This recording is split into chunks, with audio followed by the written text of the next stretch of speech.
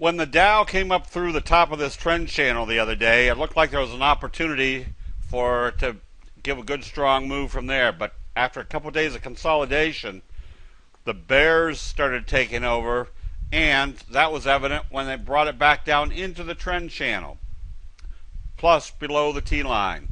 So what this tells us is we're still in this slow uptrending process.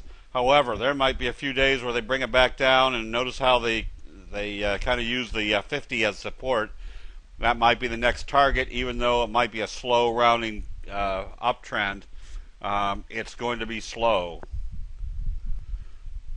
The fact that the NASDAQ could not get up through this downtrending channel when it started showing some weak signals, bearish harami almost, but then a little shooting star, then a left-right combination of bearish engulfing signal, and then today's trading took it back down below the T-line.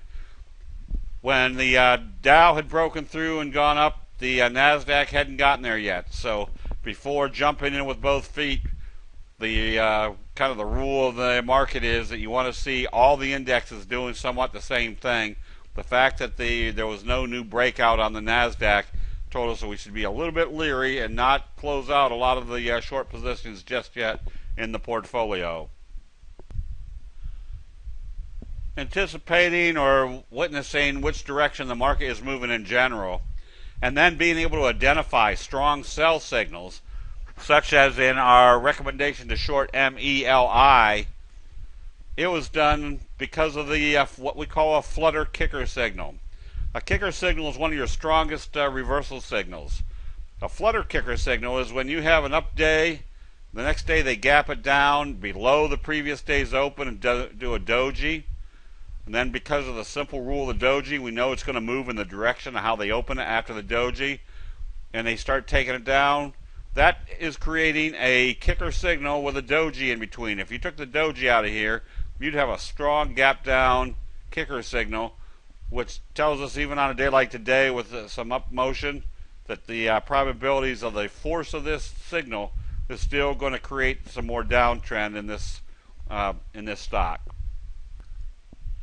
And the strength of a kicker, or not a kicker, but a candlestick signal is also relevant when the market's going down and you see strong buy signals, such as we in our recommendation on IOC, one of the refiners, had a doji gap up bullish signal, and with the market going down significantly over the last few days, we're still in an uptrend as long as it does not close below the T line.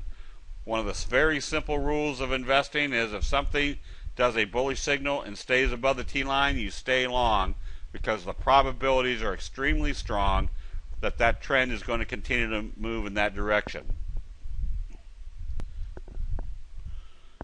The indecisiveness in the markets can also be revealed in some of the different commodities. Gold, for example, is caught in this sideways pennant formation.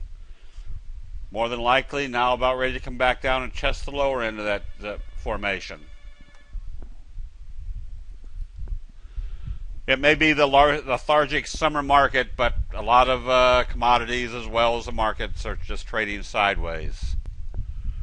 Silver is another example of being caught in kind of a sideways trend channel or a pennant formation.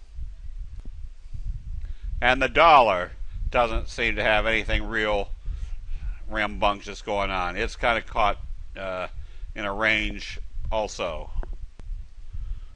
However, there's always some place in the market that can be identified as producing big profits. As we can see, the grains have been moving up nicely because of the drought we've had in the Midwest.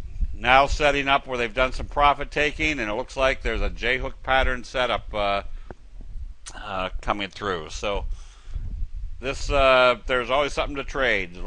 Watch the grains. That'll be it. We'll see you in the chat rooms.